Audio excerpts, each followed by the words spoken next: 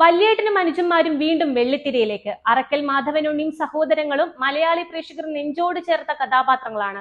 വീറും വാശിയും ഉശിരൻ സംഭാഷണങ്ങളും കിടിലം കൊള്ളിക്കുന്ന ആക്ഷനുകളുമായി എത്തി വലിയ വിജയം നേടിയ ചിത്രമാണ് വല്യേട്ടൻ.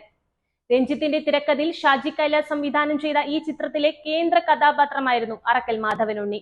മമ്മൂട്ടിയാണ് ഈ ചിത്രത്തിന്റെ അനശ്വരമാക്കിയത്. മമ്മൂട്ടി തകർത്താടിയ ചിത്രമായിരുന്നു വല്യേട്ടൻ.